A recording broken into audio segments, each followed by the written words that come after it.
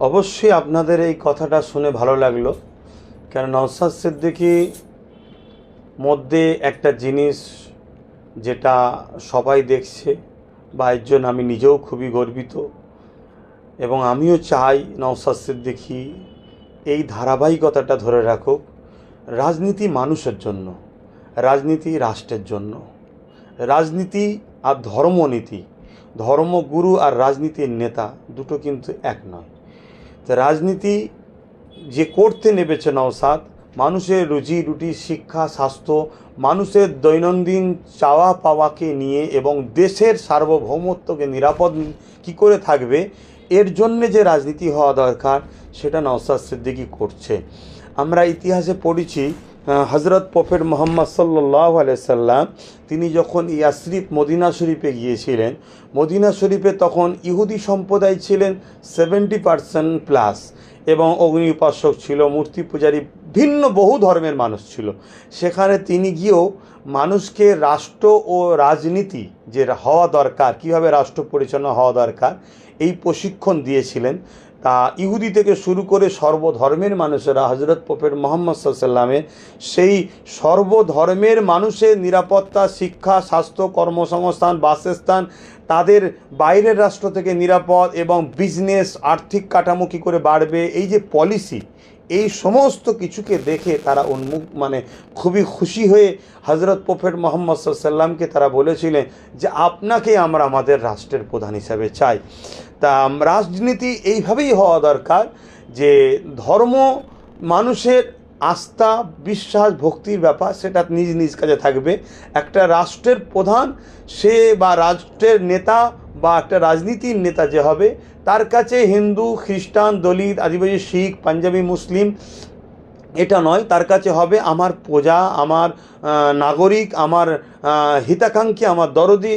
তাদের জন্য যখন আমি নেতা হয়েছি, তাদের শিক্ষা, স্বাস্থ্য, কর্মসংস্থান যেটা সংবিধান দিয়েছে, সেই জিনিসটা মানুষের কাছে তুলে দেওয়া, তাদের জন্য সেই জিনিসটা করা। তাই যে বন্ধু বা ভাই আমার এই প্রশ্ন করেছেন, আমি অত্যন্ত খুশি হলাম যুব সমাজ এর জন্য যে নওশাদ সিদ্দিকী মানুষের হাতে কলম তুলে দিচ্ছে। কেন এটা কলম পৃথিবীর বুকে সব থেকে শক্তিশালী জিনিস, পারমাণবিক শক্তির থেকেও শক্তি হচ্ছে কলম। এই কলম যে কি করতে পারে, এই কলমের যে কত পাওয়ার, এটা আমরা ভুলে যাচ্ছি। তাই এটা আমাদেরকে ভাবতে হবে, শিক্ষার দিকে যুব সমাজকে এগিয়ে আসতে হবে, বেকারত্ব দূর করার জন্য মানুষকে বিজনেস পলিসির দিকে এগিয়ে আসতে হবে, এবং দেশকে পৃথিবীর বুকে তুলে ধরার জন্য সমস্ত মানুষকে দেশের সংবিধান অনুযায়ী দেশপ্রেমিক হয়ে উঠতে হবে, দেশকে ভালোবাসতে হবে। এবং ভোট দেবো আমি এমন ব্যক্তিকে যে যেন দেশপ্রেমিক নেতা হয়, দেশের লুটেরা যেন না হয়, এটাকেও মাথায় রাখতে হবে। শামীম মল্লিক প্রশ্ন করছে, দুর্গাপুর, বারুইপুর সহ রাজ্যের বিভিন্ন প্রান্তে আরএসএস বিজেপির দ্বারা মুসলিমদের ওপর আক্রমণ, সেখানে রাজ্যের মুখ্যমন্ত্রী স্বয়ং পুলিশ মন্ত্রী নীরব, কি বলবেন? দেখুন, এটা রাজ্য সরকারের ইশারাতেই হচ্ছে আমি মনে করি। যদি বলেন কেন, রাজ্য সরকার যখন একটা কোনো অ্যাকশান বা কোনো ঘটনা ঘটবে, কোনো অ্যাক্সিডেন্ট বলবেন হয় যদি কেউ বলে, সঙ্গে সঙ্গে সেটাকে যদি কড়া হাতে দমন করে, দ্বিতীয়টা আর কেউ করার সাহস পাবে না। রাজ্য তিনার হাতে, প্রশাসন তিনার হাতে, তিনি যদি ঢিলে না দেয় তাহলে কিন্তু এই জিনিসটা হতে পারে না। আর এটা করছে কেন, এগুলো দেখিয়েই মুসলিম সমাজের কাছে আবার আলেম উলামাদের দ্বারা মেসেজ ছড়ানো হবে, দেখছিস বিজেপি আসেনে, এতে যদি এটা হয় তাহলে বিজেপি আসলে কি হবে, অতএব টিএমসিকে আবার ক্ষমতায় রাখো, শাসককে আবার ক্ষমতায় রাখো। এটা হলো একটা পলিসি। দ্বিতীয় আরেকটা পলিসি হচ্ছে নাগপুরকে খুশি করা হচ্ছে। তোমরা যে চাও গুজরাটের মতো বাংলা হোক, উত্তরপ্রদেশে বাংলা হোক, যেখানে মুসলিমদের ঘরে হত্যা করা হবে, মারা হবে, মুসলিমদের ঘরে মব লিঞ্চিং করা হবে, মুসলমানদের উপরে কোণঠাসা করা হবে, ওটাও দেখুন আমি করে যাচ্ছি। অতএব দুটো সাইড কাজ কিন্তু রাজ্য সরকার করছে। এক, নাগপুরকে যেমন খুশি করছে, আস্তে আস্তে বিজেপিকে বাংলায় শক্তিশালী করছে, অপরদিকে আবার মুসলিম সমাজের কাছে আলেম উলামা দ্বারা, ইমাম দ্বারা, অর্থাৎ রাজ্য সরকারের পোষা যেগুলো, সব আলেম উলামা নয়, ভুল বুঝবেন না, যে রাজ্য সরকারের ভাতাপ্রাপ্ত বা কি বলবো ওটাকে, ভাষাটা কি বলি, দালালি খাওয়া যেসব আলেম উলামা, বক্তা, ইমাম আছে পীরজাদা আছে, তারা আবার সমাজকে বুঝাবে, এই দেখছিস কীভাবে মারছে, আসে না যদি এই মারে তাহলে আসলে কি হবে। অতএব এই দুটো সাইডেই কিন্তু রাজ্য সরকার বড় পলিসির সাথে গেম খেলছে। যদি এটাকে কারো অপছন্দ হয়, আমার প্রশ্ন তার কাছে, কেন রাজ্যর প্রশাসন নীরব কেন? রাজ্য সরকার যখন ক্ষমতায়, পুলিশ মন্ত্রী তিনি, করা যদি একটা পদক্ষেপ, একটা ঘটনাকে যদি খুব কড়াভাবে বিচার করে, ব্যবস্থা নেয়, তাহলে তো বাকি সব জায়গায় বন্ধ হয়ে যায়। কিন্তু না, এটা ছাড় দেওয়া হয়েছে। এই জায়গায় যত দ্রুত মুসলিম সমাজ বুঝতে পারবে যে বিজেপি যেমন আমাদের দুশ্মন প্রকাশ্য, রাজ্য সরকার হলো সেই বিজেপি সরকারেরই তো বোন, অতএব এও আমাদের প্রকাশ্য দুশ্মন না হলেও ছদ্মবেশী আরও ভয়ঙ্কর দুশ্মন। এক তো মুসলিমকে মারছে, আবার ওই কী বলে উগ্র হিন্দুত্ববাদীকে দিয়েও আমাদেরকে মারা হয়ে ভয় দেখানো হচ্ছে। অতএব যত দ্রুত মুসলমান বুঝবে এই ব্যাপারটা, তত দ্রুত মুসলিম সমাজ বাঁচবে, না আরও ভয়ঙ্কর ভয়ঙ্কর ঘটনা ঘটবে, আরও বিপদ হবে, আরও কঠিন পরিস্থিতি মুসলমানদের ওপর আগামী দিন আসতে চলেছে। এবার আমি বলছি, কে আমার কথা নেবে না নেবে সব তার ব্যাপার। এর এমডি রুবেল শেখ প্রশ্ন করছে, রাজনৈতিক অঙ্গনে একজন আলেমের ভূমিকা কেমন হওয়া উচিত? রাজনীতি অঙ্গনে একটা আলেমের ভূমিকা হওয়া দরকার। রাজনীতিটা কি এটা প্রথম জানা দরকার। রাজনীতিটা কোন দেশে করছি, সেই দেশের গাইডলাইন কি, সেই গাইডলাইনকে সামনে রেখে দেশ ও দেশবাসীর নিরাপত্তার জন্য ভাবা, দেশের সংবিধান গাইডলাইনকে মান্যতা দিয়ে মানুষের কাজ করা, দেশের কাজ করা, এটা হবে তার উদ্দেশ্য। তার চাওয়া, তার নিজের পছন্দ, তার নিজের জীবন জীবিকা, তার নিজের কিছু ব্যক্তিগত জীবন থাকতে পারে, সেটাকে তার ব্যক্তিগত ব্যাপার। কিন্তু রাজনীতিতে যখন আপনি একটা লিডার হিসাবে দাঁড়াবেন, তখন আপনার অধীনস্থ এলাকার প্রত্যেকটা মানুষকে আপনাকে নিরাপত্তা দেওয়ার জন্য, তাদের চাওয়া পাওয়ার জন্য সংবিধান যে আপনাকে অধিকার দিয়েছে, সেই অধিকারকে বাস্তবায়ন করার জন্য আপ্রাণ চেষ্টা করা, এটা হওয়া দরকার একটা। এটা একটা আলেম হিসাবে আমি মনে করি যাদের অন্তরে আল্লাহর ভয়, নবীর প্রেম আছে, তারাই পারে প্রকৃত ভারতের সংবিধানকে বাস্তবায়ন করতে। একজন আলেম হিসাবে আমি মনে করি। আমি অন্য কোনো সমাজকে, জাতিকে, অন্য কোনো মানুষকে আমি ছোট করছি না, অতি সত্য কথা বলছি। কেন? এটা হলো একটা হককে নষ্ট করা, আমানতকে খেয়ানত করা ইসলামের চরমতম একটা কঠিন পাপ। এর জন্য কঠিনতম শাস্তি আছে। একটা রাজনীতির নেতা যদি ক্ষমতায় এসে সে যদি তার আমানতকে খেয়ানত করে, তার যদি অধিকারকে খেয়ানত করে, তার যদি সংবিধানের গাইডলাইনের বাইরে গিয়ে সে কাজ করে, দেশের নাগরিকের যে চাওয়া পাওয়ার বাইরে গিয়ে যদি কাজ করে, তাহলে তার জন্য ইসলামিক ধারা অনুযায়ী দেশের আইন কি বিচার করবে আমি জানি না, ইসলাম কিন্তু তাকে বলছে চরমভাবে একটা শাস্তি হবে। তাই উলামাদের অন্তরে আল্লাহর ভয় আছে। উলামারা যদি রাজনীতির আঙিনাতে আসে, তাহলে মানুষ তার প্রকৃত অধিকার পাবে। তবে সেই উলামা খোদাপ্রেমিক, নবীপ্রেমিক যেন হয়, না হয় ওই তথাকথিত ভাড়াটিয়া দালাল হয়ে চলবো, তাহলে আরও বেশি ক্ষতি হয়ে যাবে। কেন আমরা আর একটা কথা বলি, কেন আমরা দেখছি অনেক ওলামাও তো বিগত দিন মন্ত্রী হয়েছে, তারা তো বাজারে বেঁচে আছে কি অনেক সময় খোঁজ পাওয়া যায় না, খবরই নাই। এরকম হলে হবে না। ভাইজান, কালকে তিলোত্তমার পরিবার থেকে নবান্ন অভিযান আছে, সঙ্গে সঙ্গে তিলোত্তমা ধর্ষণের 1 বছর হতে চললো, আজও বিচার হলো না, কি বলবেন? আমি দেখছিলাম আমার তিলোত্তমার বাবা মা আমার বোনের জন্য 1 বছর হয়ে গেল বিচার পায়নি, তাই নবান্ন অভিযানের জন্য ডাক দিয়েছে। অবশ্যই আমি একজন নাগরিক হিসাবে, তিনি তো আমার বোন, এটা মনে করি, তাই আমারও যাওয়া দরকার, এটা আমি মনে করি। তা অনেক সময় অনেক কাজের মধ্যে অনেক নতুন প্রোগ্রাম থাকে, কালকে কি হয়ে আছে দেখি। তবে যেতে পারলে নিজেকে খুব খুশি মনে করব, ধন্য মনে করব। কেন? এটা শুধু তিলোত্তমার বাবা মার ব্যাপার নয়, আমাদেরও বোন, তিনি আমাদের বোন, অবশ্যই বোন, আমাদেরও ঘরে বেটি আছে। তা যার ঘরে বেটি আছে, মেয়ে আছে, ভেবে রাখা দরকার এই অ্যাক্সিডেন্ট কখন যে আমার ঘরে ঘটে যাবে কোনো ঠিক নাই। তাই একটা প্রকৃত যদি সন্ত্রাস, মানবরূপী পশুর যদি ঠিকভাবে বিচার করা যায়, হয়তো আমাদের বেটিরা বেঁচে যাবে। তাই তিলোত্তমা বাবা মার এই ডাকে সাড়াটা দেওয়া দরকার। তবে 1 বছর হয়ে গেল বিচার পাচ্ছে না, এর উত্তরে আমি এইটুকু বলবো, বিচারটা করবে কে? শাসক যদি ধর্ষকদের জন্য সুপ্রিম কোর্টে অর্থ লাগিয়ে কোটি কোটি টাকা খরচ করে উকিল লাগায় ধর্ষককারীদের ঘরে বাঁচাবার জন্য। শাসক যদি ধর্ষকের রেট বেঁধে দেয়, মানে ধর্ষণ হলে এই রেট, তা সেই রাজ্যে ধর্ষণের বিচারের আশা, মানে যে বোনটার উপরে মজলুম, মানে কি ভাষায় বলি, যার উপরে ধর্ষণ, যাকে ধর্ষিতা, তার বিচার হবে, সেই ইনসাফ পাবে, এটা এই পশ্চিম বাংলায় বা আমার দেশে তো এখন দেখছি এটা ভাবা খুব একটা, মানে যেন একটা জেগে স্বপ্ন দেখা। এটা তখনই সম্ভব যখন এই শাসক চলে গিয়ে ধর্ষকদের বিচার করবে এমন কোনো মেন্টালিটি সরকার যদি তৈরি হয়, তাহলে হয়তো তিলোত্তমা বোন বিচার পেতে পারে। আর দ্বিতীয় নম্বর কথা, রাজ্য সরকার সে সম্পূর্ণ তিলোত্তমাকে যারা জুলুম করেছে তাদেরকে আড়াল করে একটা সিভিককে বলির পাঁটা, নাকি একটা বাক্য আছে ভাই, খারাপ নিলে জানি না এই ভাষাটা খারাপ কি, তাকে ফাঁসিয়ে দিই, মানে সে যে আসামি নয় আমি বলবো না, সেও আসামি, কিন্তু সে একা নয়, তার সাথে আরও রয়েছে বাকিগুলো সব ভিআইপি ঘরের ছিল, তো তাদেরকে বাঁচিয়ে একটাকে সামনে দিয়ে বলির পাঁটা করে ছেড়ে দিল। আর রাজ্য সরকারকে বিপদে পড়লে সব থেকে বেশি সহযোগিতা যে সরকারটা করে সেটা হলো সেন্টারে বসে থাকা সরকার। তাহলে আমার দেশের দুটো জায়গা, একটা হলো রাজ্য সরকার আর সেন্টার সরকার।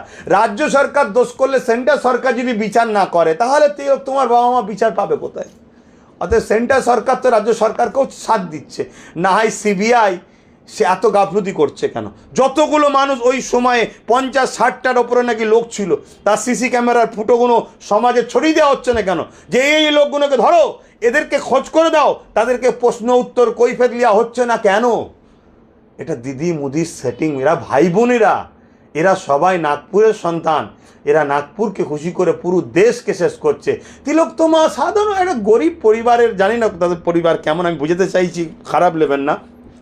ওরকম কত মেয়ে যাচ্ছে, তো কি হয়েছে? এদের মাইন্ডে নাই ওসব, এ শাসকের মাইন্ডে সব নাই। অতএব বিচার পেতে গেলে আন্দোলন আরও বড় করতে হবে, বিচারের দাবির সাথে সাথে এই শাসককে উৎখাত করতে হবে এবং এমন একটা শাসককে নিয়ে আসতে হবে যে শাসক কথা দেবে, ক্ষমতায় বসার সাথে সাথে 6 মাস কি 1 বছরের মধ্যে আমি তিলোত্তমার ইনসাফ দেবো, সেরকম শাসক নিয়ে আসতে হবে।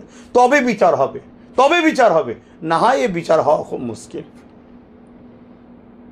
নাসিম শেখ প্রশ্ন করছে, দুর্গাপুর কাণ্ডের প্রধান আসামি প্রাক্তন তৃণমূল ছাত্র পরিষদের নেতা, বর্তমানে বিজেপি যুব মোর্চার নেতা পরিজিৎ গাঙ্গুলি আগে গ্রেফতার হলো না, কি বলবেন? দেখুন, এই অ্যাক্সিডেন্টটা আমি তো আগে বললাম, এই যে ঘটনাটা দুর্গাপুরে হয়েছে, জুলুমটা যে হয়েছে, সন্ত্রাসীটা, এটা দুটো কারণে হয়েছে, বুঝতে হবে কারণটা। এক হলো মুসলিম সম্প্রদায়কে ভয় দেখাও যে বিজেপি আসেনে, তাতে যদি এই জুলুম করে সামান্য বিজেপি হওয়ার পরে এদের দলের লোকেরা, তাহলে বিজেপি চলে এলে কি হবে? অতএব মুসলিম ভোটটাকে টিএমসির সঙ্গে কোলে তুলে রাখো। দ্বিতীয় নম্বর হচ্ছে নাগপুরকে খুশি করো যে গুজরাট চাও, বাংলাতেও গুজরাট হচ্ছে, উত্তরপ্রদেশ চাও, বাংলাতেও উত্তরপ্রদেশের মতো ঘটনা ঘটছে। অতএব সেই জায়গায় রাজ্য সরকার যদি সহযোগিতা না করে, এরকম ঘটনা একবার হতে পারে, দ্বিতীয়বার হতে পারে না। চরম যদি ব্যবস্থা নেয়, কঠিন ব্যবস্থা নেয়, দ্বিতীয়বার কেউ ঘটনা ঘটাবার আগে 100 বার ভাববে। অতএব সরকারের যখন সহযোগিতা আছে, সেখানে বিচারে আসা কেন আমার নাসিম ভাই চাইছে বা অন্য কেউ চাইছে, এতে বিচার হবে না। এরকম ঘটনা আরও ঘটবে, ওটাকে চাপা দিবার জন্য বারাইপুর হবে, আরও অন্য কিছু ঘটনা দিয়ে আবার কিছুকে চাপা দেওয়া হবে। এ অহরহ মুসলিম জাতি এবং পিছিয়ে পড়া SC STদের উপরে অহরহ জুলুম হবে, যতক্ষণ না এই সম্প্রদায় OBC SC ST, গরিব মুসলিম আদিবাসী দলিত সাঁওতাল বাগদি খ্রিস্টান মতুয়া, যারা গরিব পিছিয়ে পড়া মানুষ, এরা যতক্ষণ না ভাববে যে আমরা সবাই ঐক্যবদ্ধ হয়ে আমাদের নিজেদের একটা ভাগিদারির, যে ডক্টর বাবা সাহেব আম্বেদকর বলেছেন, একটা ফন্ড তৈরি করে আমাদের নিজেদের শক্তি না হবে, ততক্ষণ এরকম এরা মারধর খেতেই থাকবে, জুলুম হতেই থাকবে। এদের কোনো যারা জুলুম করবে তাদেরকে প্রমোশন দেওয়া হবে, লিডার বানানো হবে, নেতা বানানো হবে, তাদেরকে বিচার হবে না, ধরাও হবে না। আপনি দেখবেন আগামী দিন হয়তো ওই যে লোকটা যার কথা বলছেন হামলা করেছে, হয় দেখা যাবে বিজেপি থেকে এমএলএ হচ্ছে, না হয় দুদিন পর দেখবেন টিএমসি থেকে এমএলএ টিকিট পাচ্ছে। কারণ আমরা দেখেছি ওই আসানসোলে যে মেন নাকি অভিযুক্ত, কি নাম যেন, বাবুল সুপ্রিয়, মেন নাকি অভিযুক্ত, বিজেপি তখন ছিল, তাকে টিএমসি সরকার নিয়েছে, মুসলিম অধ্যুষিত এলাকা কলকাতা থেকে জিতালো, মুসলমানরা জিতালো। তা যে জাতি তার কমের ভাইদের দাঙ্গাকারীদের মূল অভিযুক্ত, যারা খুনের রক্ত, তাকে জিতায়, সে জাত কখনো নিরাপত্তা পেতে পারে না। অতএব সব দোষের মাস্টার মাইন্ড হচ্ছে আমরা নিজেরা, আমরা মুসলিম সম্প্রদায়, আমরা নিজেদের ক্ষতি নিজেরাই করছি। যতক্ষণ না আমাদের ঘুম ভাঙবে, আমরা নিজেদের ভালো মন্দ নিজেরা বুঝতে না পারবো, নিজেরা ভাগিদারিতে নিজেদের অধিকারের জন্য ডক্টর বাবা সাহেব আম্বেদকর সংবিধান অনুযায়ী নিজেরা যতক্ষণ না রাজপথ তৈরি করতে পারবো, ততক্ষণ আমাদের এই থেকেও আরো, আমি ভাষা খারাপ বলছি একটা, খারাপ নেবেন না, এর থেকে আরো বেহাদ্য কুকুরের দশা হবে। কুকুরকে যেমন পাগলা কুকুরকে পিলে রাস্তাঘাটে পিটিয়ে পিটিয়ে হত্যা করে, মুসলমানদের করে ওর থেকেও দুর্দশায় পিটবে আগামী দিনে, এই বাংলাতেও ঘটবে। এই রাজ্য সরকারও মুসলমানদের দুশ্মন, ইসলামের দুশ্মন এবং দেশের সংবিধান বিরোধী সেন্টারের সরকারও সমানভাবে এরা দুজন মিলেমিশে কাজ করছে। এই যে প্রতিবাদ যারা করবে, এরা তাদেরকে ধরবে, যারা মানুষকে খুন করবে, জুলুম করবে, তাদেরকে এরা আশ্রয় দেবে। এদেরকে এরা গাড়ি দেখেন না, আমার তিলোত্তমা বোনের হয়ে এরা উকিল লেগিয়েছে সুপ্রিম কোর্টে, তিলোত্তমা বোনের হয়ে নেই, সরি, তিলোত্তমা বোনকে যারা ধর্ষণ করে তাদের বাঁচাবার জন্য উকিল লেগিয়েছে রাজ্য সরকার। তাহলে এগুলো ভাবতে হবে। বলছে যে বর্তমানে এসআইআর নিয়ে রাজ্যের মানুষ আতঙ্কিত, বিহারকে থেকে রাজ্যের মানুষের উদ্দেশ্যে কি বলবেন? বিহারে কি হয়েছে ভাই? বিহারে হয়েছে এসআইআর, সেখানে মুসলিম সম্প্রদায়ের থেকে অমুসলিম ভাইদের নাম বেশি বাদ গেছে। তাহলে কি আমি খুশি অমুসলিম বিপদে পড়ছে? না, ওটা বলছি না, কিন্তু মেসেজ কি ছড়ানো হচ্ছে? মেসেজ ছড়ানো হচ্ছে মুসলমানদের নাম বাদ দিয়ে মুসলমানদের শেষ করে দেওয়া হবে। তাহলে মেসেজের সাথে বাস্তবের মিল নাই। আপনারা যারা আতঙ্কিত হচ্ছেন এসআইআর নিয়ে, যদি আমার কথা যারা পরিমাণ বিশ্বাস হয়, আমি স্পষ্ট ভাষায় বলছি, আপনাদের বাপ দাদা পূর্বপুরুষরা কি অন্য দেশ থেকে এসেছে? যদি বলেন না, তাহলে ভয় খাচ্ছেন কেন? এটা তো শুধুমাত্র একটা নাটক চলছে দিদি মোদির। আপনাকে এসআইআরে আতঙ্কে রেখে দিয়েছে। দৈনন্দিন জীবনযাপনের টাকা, দৈনন্দিন জীবনযাপনের জিনিসপত্রের দাম কোথায় বাড়ছে? দেশটা আস্তে আস্তে জিডিপি থেকে শুরু করে দেশের আর্থিক কাঠামোতে শুরু করে কল কারখানা, কারবার, পড়াশোনা, ব্যবসা বাণিজ্য সব কিছু দেশ রাজ্যে ধ্বংস হয়ে যাচ্ছে। এই নতুন একটা ইস্যু দিয়ে এরা মানুষকে ওই দিকে ভুলিয়ে রেখে দেশকে, দেশের মানুষকে ভোটের রাজনীতিতে এরা লুটতে চাইছে। এসআইআর কি নতুন হচ্ছে? স্বাধীনতার পর থেকে আরও 13 বার হয়েছে। মনে রাখবেন, কেন্দ্র সরকার এসআইআরকে সামনে রেখে মুসলমানদের বাধ্যব এই ভয় দেখিয়ে হিন্দু ভাইদের ঘরে খুশি করে ভোট নিতে চাইছে।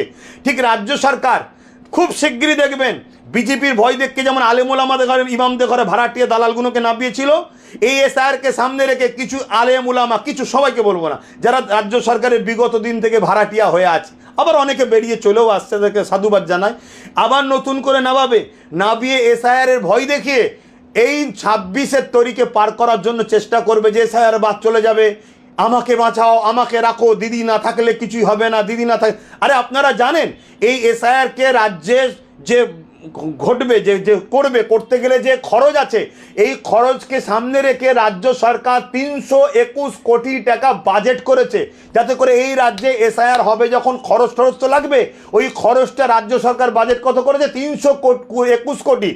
রাজ্য সরকারও তো এসআইআরের জন্য খরচ করছে, বাজেট করছে। তাহলে সেই রাজ্য সরকার আমাদেরকে নিয়ে শুধুমাত্র ভোটের জন্য বোকা বানাচ্ছে, ছিলিবিলি খেলছে। এসআইআরটা কি? এসআইআরটা হচ্ছে অন্য দেশ থেকে কিছু লোক এ দেশে এসে ভোটার কার্ড করেছে, নাগরিকত্ব ফেক তৈরি করেছে, যারা কিছু রাজনীতির দলের লোকেরা তাদেরকে এনেছে নিজেদের রাজনীতির ফয়দার জন্য, তাদেরকে এসআইআরের আওতায় এনে তাদের নামগুলোকে বাদ দিয়ে প্রকৃত যারা দীর্ঘদিন ধরে দেশে বসবাস করছে তারা থাকবে, তারা ভোট দেবে, তারা অধিকার পাবে, তাদের দৈনন্দিন জীবন যাপনের চাওয়া পাওয়া সব যারা ভারতীয় তারা পাবে। তা আমরা তো ভারতীয়, আমাদের বাপ দাদা তো ভারতীয়, তাহলে আমরা তো ঘাবড়াচ্ছি কেন? এটা তো চাইছে কেন্দ্র সরকার মুসলমানদের ভয় দেখাচ্ছে, হিন্দু ভাইদের বলছে তোদের কোনো চিন্তা নেই, আর রাজ্য সরকার বলছে আমি যতদিন থাকবো মুসলমান তোমাদের কোনো চিন্তা নেই, তারা আলেমুল আমাদের বাড়ি বাড়ি গ্রামে গ্রামে প্রচার করছে। এইটা নিয়ে বেকার মাইন্ডকে চেঞ্জ করে, মাইন্ডকে নিয়ে অত ঘাবড়ে যাওয়ার কিছু নেই, আমাদেরকে ভাবতে হবে আমাদের শিক্ষা, আমাদের স্বাস্থ্য, আমাদের কর্মসংস্থান, আমাদের সংবিধানের অধিকারটা পাচ্ছি কিনা, এমন একটা জায়গায় আমাদেরকে নিয়ে চলে যাচ্ছে। আগামী দিন আমাদের সংবিধানটা শেষ হয়ে যাচ্ছে। অতএব এগুলোকে মাথায় রাখেন। পাশাপাশি আমি বলবো, যারা প্রকৃত ভারতীয় তাদের ওপরে যদি এসআইআরকে সামনে রেখে জুলুম করা হয়, তাহলে কিন্তু চরম সংবিধান বিরোধী কাজ হবে। তার বিরুদ্ধে চরম আন্দোলন করা দরকার, প্রত্যেকটা নাগরিকের উচিত। পাশাপাশি কিছু রাজনীতির দলের লোকেরা নিজেদের রাজনীতির গদিকে টিকাবার জন্য অন্য দেশ থেকে নিয়ে এসে ভোটার তৈরি করে তাদেরকে এই দেশে বসাবে, আর আমার দেশের নাগরিকরা তারা তাদের অধিকার পাবে না চাকরি বাকরি রুজি রুটিতে, এটাও তেমন অন্যায়, তাদেরকেও বাদ দেওয়া দরকার। সেই জায়গাগুলো মাথায় রাখবেন। আমি আবার বলছি, বিহারে মুসলিমের থেকে অমুসলিম বাদ গেছে। কেন? আমার দেশ থেকে মুসলমানরা অন্য দেশে স্বাধীনতার আগে থেকে দেশভাগের সময় যারা চলে গেছে, যারা থাকা তারা রয়ে গেছে, নতুন করে কেউ আসেনি। কিন্তু অন্য দেশ থেকে নতুন করে আসছে, সেটা মুসলিম নেই অমুসলিম, এটা মাথায় রাখবেন। তাই আপনাদের ঘরে বোকা বানাবার একটা ষড়যন্ত্র চলছে। আমি মুসলিম ভাইদের বলবো, এই ফাঁদে পা দেবেন না। এই ফাঁদে পা না দিয়ে নিজের কাগজপত্র, বাপ দাদর যা কিছু আছে সব আপনি ঠিকঠাক করে রাখুন, বুক ঠুকে বসে থাকুন। আপনার বাপ দাদর কবর পূর্বপুরুষদের এখানে সব কিছু রয়েছে, আপনি তো ঘাবড়াচ্ছেন কেন? এই ঘাবড়েই তো শেষ হয়ে গেল। এর আগে বিজেপির ঘাবড়ানো, বিজেপি চলে আসবে, এটা চলে আসবে, এই করে তো আমাদের শেষ করে দিল। অতএব নিজেদের পাওয়ার তৈরি করুন, নিজেরা ক্ষমতায় আসুন, নিজেরা ক্ষমতা তৈরি করুন, তাহলে দেখবেন কোনো কিছুতেই আপনাদেরকে কেউ বোকা বানাতে পারবে না। এই নাটক, এই বোকা থেকে নিজেকে সজাগ হন।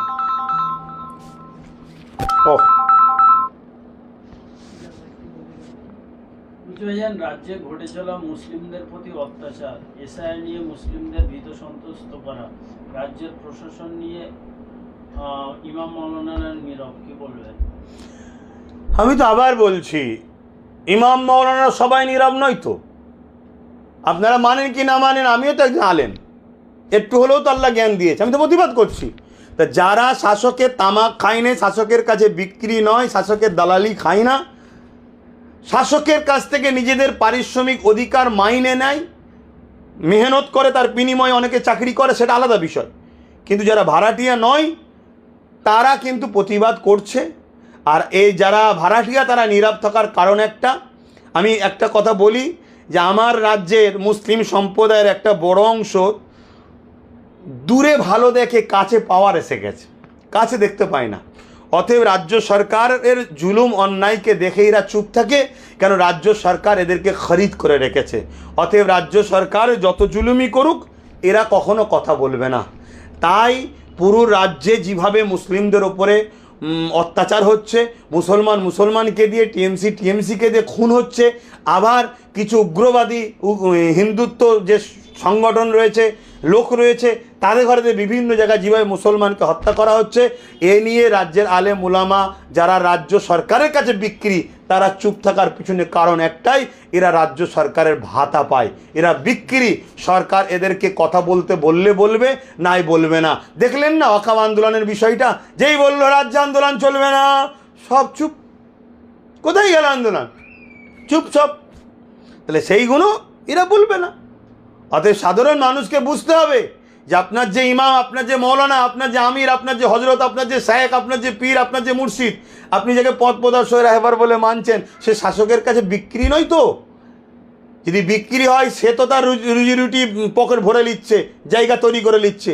আপনারও আপনার বাচ্চার ভবিষ্যৎটা কি আপনাকে ভাবতে হবে। এটা আমার কমকে বলবো, এটা ভাবুন, দেখুন সমাজের বুকে কি হচ্ছে।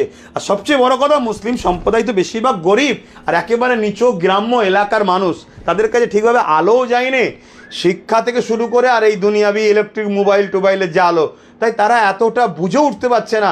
আর এদেরকে এই নিরীহ মানুষগুলোকে এই আলেম ওলামা দিয়ে শাসক ভয় দেখিয়ে বারবার নিজের রুটি ছাঁকছে রাজনীতির। এই খপ্পর থেকে মানুষকে বেরিয়ে আসতে হবে।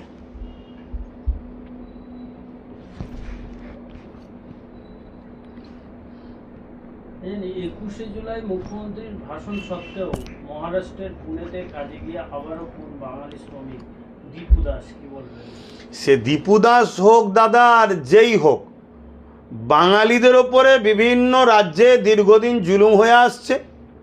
আর এই জুলুমটা রাজ্য সরকার 21শে জুলাই থেকে মুখ খুলেছে শুধুমাত্র নিজের বাঙালি সিম্পেথি দেখিয়ে ভোটটা নেবার জন্যে। রাজ্য সরকার যদি প্রকৃত বাঙালি দরদি হতেন তাহলে ইউসুফ পাঠানকে অন্য রাজ্য থেকে নিয়ে এসে এমপি করতে হয়, কীর্তি আজাদকে রাজ্যসভা সংসদ করতে হয়, অন্য রাজ্য থেকে অবাঙালিকে নিয়ে এসে সত্যকান্ত সিনহা না কি একজন আছে তাকে নিয়ে এসে আসানসোলে সম্ভবত কোন জায়গায় এমপিতে দাঁড় করাতে হয়। অতএব এটা শুধুমাত্র বাঙালি সিম্পেথি নিয়ে বাঙালিদের ভোটটা 26-এ নিতে হবে, তাই মুখ্যমন্ত্রীর একটা ভাষণে বলতে হয় করব, লড়বো, আন্দোলন করব। যদি প্রকৃত বাঙালি দরদি হতেন তাহলে এই বাইরের রাজ্য থেকে ইউসুফ পাঠান থেকে শুরু করে কীর্তি আজাদ থেকে শুরু করে সত্যকান্ত সিংহ আরও অনেকে আছে তাদেরকে নিয়ে এসে এই রাজ্যের মানুষ কি নাই, আগে বহরমপুরে কি লোকসভাতে কোনো মানুষ শাসকের ছিল না, সে তার দল থেকেই দিক না, না এগুলো শুধুমাত্র বাঙালি দরদি দেখিয়ে বাংলার ভোট নিতে হবে। দ্বিতীয় একটা প্রশ্ন মনে রাখতে হবে, মানুষকে ভাবতে হবে বিজেপি নাকি বাংলাকে দখল করবে। আরে যদি সত্যি বিজেপি বাংলাকে দখল করতে চায় তাহলে বাঙালিদের বিরুদ্ধে লাগে। বিজেপি বাঙালির বিরোধী করে টিএমসিকে ইস্যু করে দিচ্ছে, দাদা দিদিকে ইস্যু করে দিচ্ছে 26-এর জন্য। রাজ্যে টিএমসি থাকলে ফায়দা নাগপুরের, আর বিজেপি থাকলেও ফায়দা নাগপুরের। যতদিন বাম ছিল অন্য কেউ ছিল, নাগপুরের ফায়দা ছিল না। অতএব দিদি মোদি সেটিং করে চলছে, শুধু বলতে হয় বলবে। যদি সত্যি রাজ্য সরকার বাঙালিদের দরদি হয় তাহলে দিল্লিতে গিয়ে পার্লামেন্টের সামনে কেন আন্দোলন করছে না? কেন দিল্লিতে গিয়ে প্রধানমন্ত্রীর বাসভবনের সামনে, রাষ্ট্রপতির বাসভবনের এলাকায় বা যেখানে আন্দোলন করলে পুরো ন্যাশনাল রিপোর্ট হবে সেখানে কেন আওয়াজটা তুলছে না? আমার রাজ্যে শুধুমাত্র পাড়ায় পাড়ায় ঘুরে বাঙালি সিম্পেথি নিয়ে 26-এর ভোটটা নেবে, এদের সঙ্গে বাঙালিদের কোনো দরদ নাই। যদি সত্যিই বাঙালি দরদি হতো তাহলে দিদি এই ঘোষণাটা দিচ্ছে না কেন? যত বাঙালি আছো ফিরে চলে আসো, আর আমার রাজ্যে যারা অবাঙালি আছো ভাই কিছু মনে করো না, তোমার রাজ্যের সিএমদের কাছে তোমরা যে বলো জুলুম বন্ধ করতে, আবার ফিরে আসবে, না হয় তোমরা তোমার রাজ্যে ফিরে যাও। জানি এটা যুক্তরাষ্ট্র কাঠামো অনুযায়ী ঠিক নয়, কিন্তু তারপরও সে যখন ভাবছে না, আপনি এত দরদি হয়ে কেন ভাবতে যাচ্ছেন? আপনার কাছে আপনার রাজ্যের বাঙালিরা আগে নয়? যারা আপনাকে ভোট দিয়ে জিতায় তারা আগে নয়? আপনি অবাঙালি উড়িয়া থেকে অন্য জায়গা থেকে এসে বসে আছে তাদের দরদটা দেখাতে পাচ্ছেন, তাহলে আপনি কথা বলতে পারছেন না কেন? 4 নম্বর প্রশ্ন, আপনি ভিন্ন রাজ্যের সিএমকে ফোন করছেন না কেন যে অবিলম্বে বন্ধ করো, নাই তোমার রাজ্যের লোককে পাঠিয়ে দেবো? 5 নম্বর কথা, আপনি যদি সত্যি বাঙালি দরদি হন তাহলে আপনি প্রতিটা রাজ্যে বাঙালিদের জন্য একটা অফিস তৈরি করে ফ্রিতে কল করছেন না কেন? যেখানে বাঙালিরা কোনো বিপদে পড়লে সেখানে যোগাযোগ করবে, করে একটা হেল্প পাবে। এটা শুধুমাত্র রাজ্য সরকার বাঙালিদের ইস্যুকে সামনে রেখে ভোট নিতে চাইছে, আর এই ইস্যুটা তৈরি করে দিয়েছে দাদা তার ছোট বোন দিদির জন্য, অর্থাৎ বিজেপি এর জন্য রাজ্য সরকারের জন্য ইস্যুটা তৈরি করে দিয়েছে। অতএব এই জায়গা থেকে মানুষকে বাহির হয়ে আসতে হবে, যদি না আসতে পারে বাঙালিরা আরও বিপদে পড়বে। আমরা বিগত কয়েকদিন আগে দেখলাম নওশাদ ভাইজান উত্তরবঙ্গে সফরে গিয়েছিল, মানুষের জনজোয়ার, এই দেখে আপনি কতটা খুশি? হ্যাঁ আমি দেখছিলাম, এবং অনেকে ফোন করেছিল যে আমরা ভাইজান এসেছিল, আমরা গিয়েছিলাম, ছোটো ভাইজান এসেছিল, আমরা গিয়েছিলাম। আমি ভাইজানের বিশাল জনসমুদ্র হয়েছে, অনেকে ছবি পাঠাচ্ছিল। একটা বড় ভাই এর থেকে আর কি পাওনা থাকতে পারে?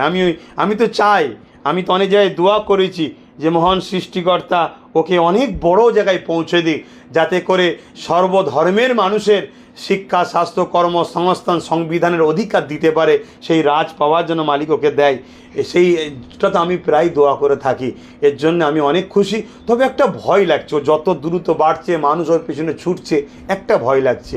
সেই ভয়টা হচ্ছে এটাই, শাসক যখন কোনোভাবে ওকে রুখতে পারছে না, শাসক হয়তো বা কেন্দ্র সরকার হয়তো একে রুখার জন্য, কি কেন্দ্র সরকার কি রাজ্য সরকার টাকা খরচ করে হয়তো ছোট ছোট মানে কিছু মুসলিমকে দিয়ে আবার হয়তো নতুন নতুন দল খুলিয়ে দিতে পারে, যে নওশাদের এই জনসমুদ্র প্লাবন বা নওশাদের এই জনগণের ওপরে যে নওশাদের ওপরে যে জনগণের যে সর্বধর্মের মানুষের যেটা প্রেম, এটাকে রুকার জন্য আবার হয়তো কাউকে না ছোট ছোট দল খুলিয়ে এই ভোটটাকে টুকরো টুকরো করার জন্য আবার শাসক বা কেন্দ্র সরকার না চেষ্টা করে। এটা একটা আমাকে ভয় লাগছে। তাই মানুষকে বলবো, আপনারা যেভাবে জেগেছেন আরও জাগুন, লোককে সাথে বন্ধুত্ব করুন। এসসি এসটি ওবিসি সর্বজাতি বর্ণ ভাষার মানুষ, পিছিয়ে পড়া গরিব মানুষ অধিকার নিবার জন্য আপনারা সবাই একে অপরের বন্ধুত্ব হন, একে অপরকে বুঝান। নওশাদের সাথে যেভাবে জুটছেন আরও জোরেন। আর মনে রাখবেন, ফাঁদ পাতবে, কোনো ফাঁদে পা দেবেন না। দেখা যাবে একটা নতুন দল খুলে দেওয়া হলো বা কোনো মৌলী সাহেবকে নামিয়ে দেওয়া হলো বিভিন্ন ভয় দেখাবার জন্য, এদিক ওদিক যেন ফাঁদে পা দেবেন না। তো যাক, অনেকক্ষণ হয়ে গেল মনে হচ্ছে তো নাকি? আরে বাবা, অনেকক্ষণ হয়ে গেছে। আর কিছু প্রশ্ন আছে? না হয় আমি একটু বিদায় নিতে পারলে ভালো লাগে হয়। কেন, একটা প্রশ্ন আছে ভাইয়া। কি বলেন? ইসমাইল হোসেন প্রশ্ন করছে, ভাইজান মালদা মুর্শিদাবাদে আইএসএফ যেভাবে বৃদ্ধি পেয়েছে, তাতে মনে হয় এখানে আরো জোরালো প্রচার করা উচিত। সব জায়গাতে আইএসএফকে মানুষ এখন চাইছে। আমি দেখছি নওশাদ, বিশ্বজিৎ দা, তাপস ব্যানার্জি, শামসুল আলম, নাসির স্যার, আরও যারা রয়েছে ওদের সব ছেলে টিমেরা, তারা যেভাবে কাজ করছে, মানুষ বিশেষ করে নতুন প্রজন্ম দেখছে, তো তারা সোশ্যাল মিডিয়া হাতে, যে সবাই ধর্ম ধর্ম ধর্ম ধর্ম করছে। আরে তোরা যদি ধর্ম ধর্ম করবি, ধর্মগুরু হয়ে যা না।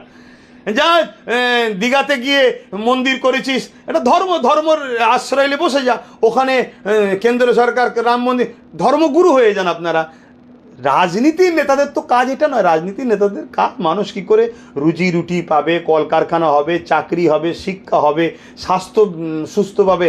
তো সেই লাইনে যে নওশাদ যেভাবে সংবিধানকে সামনে রেখে যে কাজ করছে, রাজনীতি করছে, বা তার টিম তার দল যেভাবে করছে, এতে মানুষ সর্ব জায়গায় যেভাবে ভেঙে পড়ে আসছে, সেটা অবশ্যই চোখে পড়ার মতো।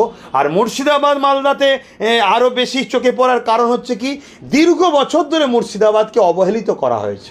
মুর্শিদাবাদকে দীর্ঘ বছর ধরে অবহেলিত করা হয়েছে। মুর্শিদাবাদ বিশ্ববিদ্যালয় একটা পায়নি। শিক্ষামন্ত্রী বলেছিল, যদি সবাই শিক্ষিত অর্থ হয় তাহলে ঘর করবে, লেবারের কাজ করবে কে? মুর্শিদাবাদকে কত বড় অপমান করেছিল এই রাজ্য সরকারের প্রাক্তন যে শিক্ষামন্ত্রী, এখন জেলে রয়েছে মনে হচ্ছে। কথা বুঝে আসছেন?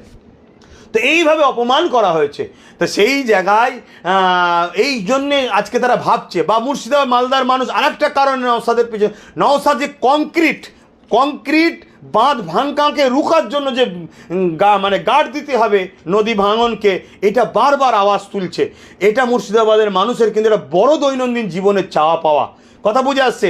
এবং ওদের যে যেটা যে ওরা যে মেহনত করে, শ্রম যে করে, তার ঠিকমতো মজুরি পায় না। সেই মজুরি যাতে পায়, এর একটা আওয়াজ। তো এই যে ব্যাপারগুলো আছে, এগুলো মানুষের কাছে দিলে লেগেছে। এবং সত্যিই আমি মনে করি নওশাদ যদি ক্ষমতায় আসে, মানে সবাই মিলে একসাথে যারা আরও সব আছে সবাই জোট মেরে, তাহলে হয়তো মুর্শিদাবাদ ও মালদার মানুষের এই বাঁধ ভাঙন থেকে শুরু করে যে চাওয়া পাওয়া, এগুলো হবে। অবশ্যই সব জায়গাতেই আইএসএফকে আরও বেশি করে সময় দেওয়া দরকার। এবং আপনাদেরও বলবো, আপনারাও আইএসএফের পাশে আরও বেশি করে সময় দিন। আপনারাও ছোট ছোট করে বন্ধুত্ব তৈরি করে এসসি এসটি সর্বধর্মের মানুষের কাছে ছড়িয়ে পড়ুন। বুঝান যে ভাই, টিএমসিকে রোকার জন্য বিজেপি কোনো দিন পন্থা নয়। কেন? বিজেপি হলো টিএমসির সাপোর্ট বা গার্ড। বিজেপি যখনই ফাঁসবে, সিপিএম তখন টিএমসি যখনই ফাঁসবে, বিজেপি তখন তাকে গার্ড দেবে, বাঁচাবে। যেমন তিলোত্তমা বোনের ব্যাপারটাই বাঁচাচ্ছে, আর অনেক কিছু বাঁচাবে। ঠিক তেমনই কেন্দ্রের যখন কোনো প্রয়োজন হবে, আবার টিএমসি তাকে হেল্প করবে, গার্ড দেবে।